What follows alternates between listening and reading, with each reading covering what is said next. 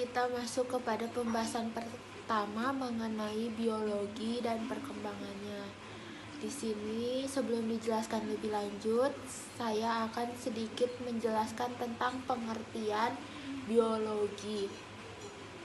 Biologi itu adalah yang berasal dari bahasa Yunani yang terdiri dari dua kata. Yang pertama bios dan yang kedua adalah logos. Bios ini artinya adalah kehidupan. Nah, logos itu artinya adalah ilmu. Maka jika disatukan, biologi adalah ilmu yang mempelajari tentang kehidupan dan organisme hidup. Atau bisa juga dengan biologi adalah ilmu yang mempelajari tentang makhluk hidup, termasuk tumbuhan, hewan, dan manusia.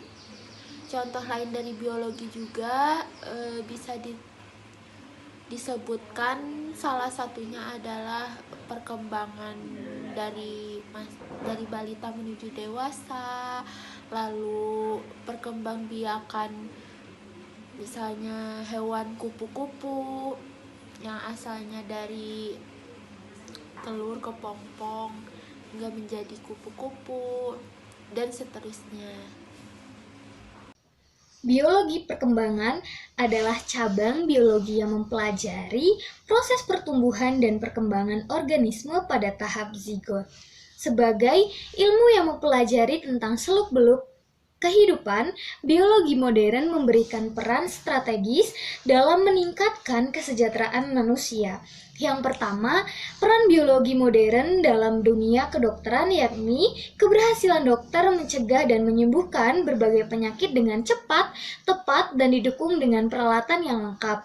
Yang kedua, peran biologi modern dalam bidang industri, misalnya buah-buahan yang langsung dipetik untuk dimakan dan bagian lain dari tumbuhan dibuang dan tidak dimanfaatkan lagi.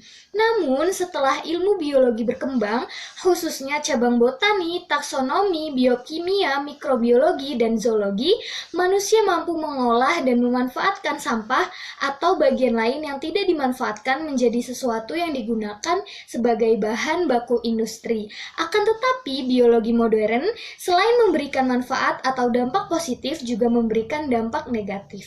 Misalnya, biologi mampu menghasilkan tanaman rekayasa genetika yang tahan terhadap serangga dan mengurangi penggunaan insektisida yang mencemari lingkungan. Itu tentu merupakan manfaat yang sangat baik bagi petani dan lingkungan. Akan tetapi, di sisi lain, tanaman hasil rekayasa genetika yang tahan terhadap serangga dapat mengakibatkan terganggunya ekosistem lingkungan dan akhirnya menyebabkan rantai dan jaringan makanan tidak dapat terbentuk dan plasma nutfah alami menjadi berkurang. Selain berdampak pada lingkungan, perkembangan biologi modern juga berdampak secara psikologis, etika, dan moral. Misalnya, pada penerapan teknologi cloning sebagai hasil perkembangan biologi modern yang dapat disalahgunakan penggunanya. Pada manusia, selain dianggap merendahkan martabat manusia, cloning pada manusia sangat ditentang karena organisme hasil cloning rentan terhadap penyakit, kerusakan genetik, dan tidak berumur panjang. Selain itu juga tidak sesuai dengan nilai agama dan moral. Oleh karena itu, biologi modern dibutuhkan suatu aturan yang dapat dituangkan dalam kode etik khusus yang dikenal dengan bioetika.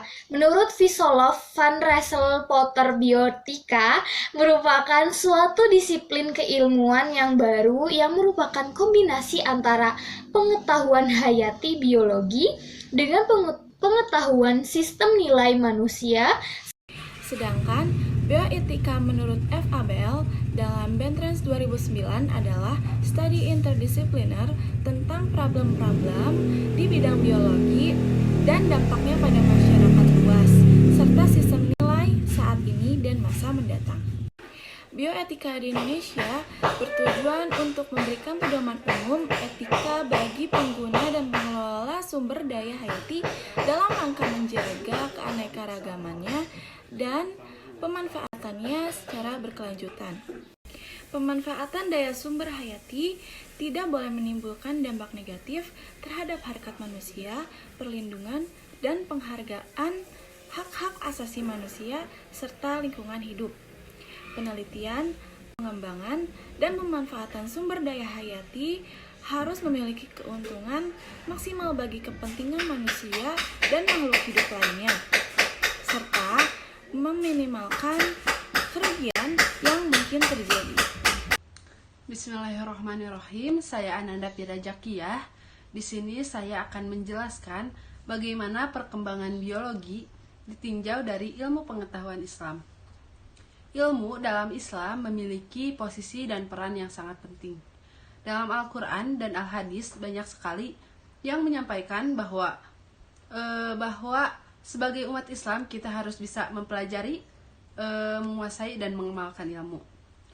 Dalam Al-Quran ilmu itu ada pada surat Al-Mujadilah ayat 11, dan pada Al-Hadis ada pada hadis riwayat Ibnu Majah nomor 224. Dan dalam Al-Quran tercatat atau terulang ada 854 kali kata ilmu dengan berbagai bentuknya. Allah telah menciptakan kita 3 sumber ilmu kepada manusia, yaitu ilmu yang berupa ayat-ayat kauliyah, yaitu tanda-tanda kebesaran Allah yang ada di dalam Quran dan hadis sahih. Di antaranya hukum yang terpenting di sini yaitu ke-1 yaitu tauhid atau keesaan Allah, kedua yaitu akhlak yaitu moralitas, dan ketiga yaitu keadilan, hukum kepasangan antara positif dan negatif atau maslahat dan mafsadat.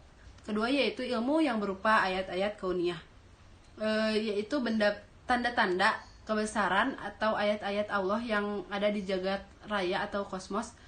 Tanda-tanda kebesaran Allah yang terpenting di sini adalah hukum kepasangan yang dititipkan Allah pada setiap benda alamiah. Sunatullah atau takdir Allah, hukum alam ini memegang peran kunci dalam menentukan kemaslahatan atau kedamaian di dunia. Ketiga yaitu ilmu yang berupa ayat-ayat insaniyah, yaitu tanda-tanda kebesaran atau ayat-ayat Allah yang mengatur kehidupan manusia, yaitu kosmis.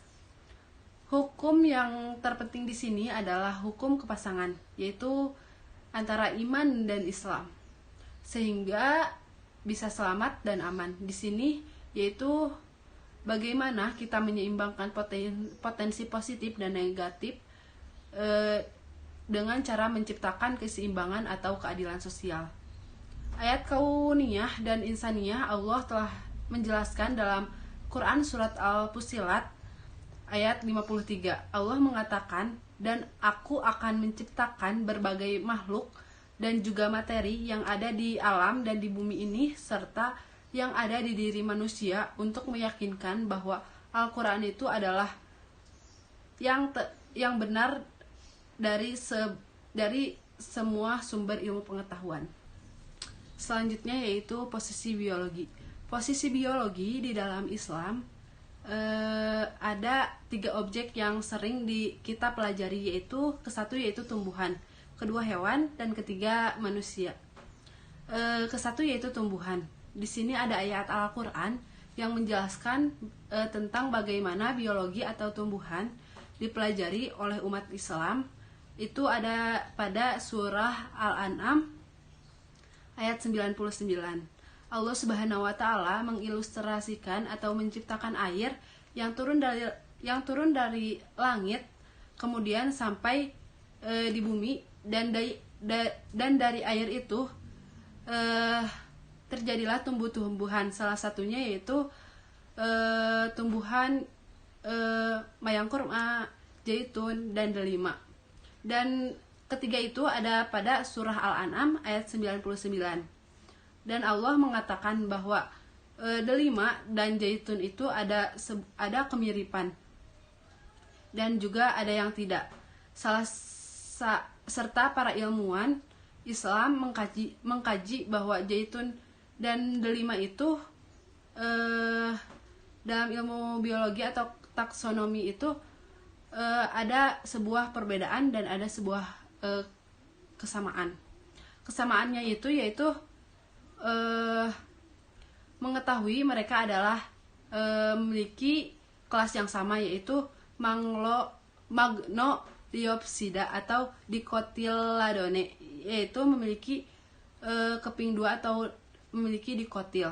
Perbedaannya, zaitun itu termasuk Pamelioliaceae, dan delima itu termasuk Pamiliteraceae. Kedua yaitu hewan. Di sini ada ayat Al-Quran yang menjelaskan tentang bagaimana biologi atau hewan dipelajari oleh umat Islam. Itu ada pada surah An-Nur ayat 49. Di sana Allah Subhanahu wa taala mengatakan bagaimana Allah menciptakan berbagai bentuk hewan, dari mulai ada yang melata, bergerak dengan perutnya, merangkak, bergerak dengan siripnya, kakinya ada yang 2, ada yang 4, dan lain-lain. Dan di sana kurang lebih ada 5 surat Al-Quran yang dinamai dengan nama hewan, yaitu Al-Waqa. Contohnya yaitu Al-Fil gajah, Al-Baqarah sapi, An-Nahl lebah, Al-An'am ternak, An-Naml semut, dan Al-Ankabut laba-laba. Selain pada surah juga selain itu Allah menyebutkan dalam Al-Quran kurang lebih ada 26 jenis hewan yang ada di dalam Al-Quran.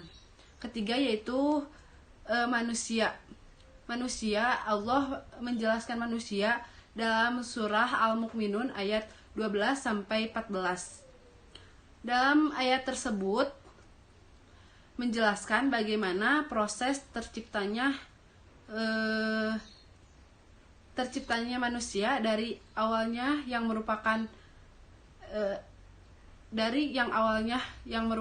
sebuah air mani, kemudian menjadi segumpal darah, terus menjadi daging, hingga bisa ditiupkan di dalam ruh dan bisa menjadi manusia. Dan bagaimana dijelaskan dalam waktu penciptaan ini Allah telah memberi kita tempat yang aman dan dari tempat bahaya, yaitu angin dan kotoran, yaitu di dalam rahim ibu kita gitu.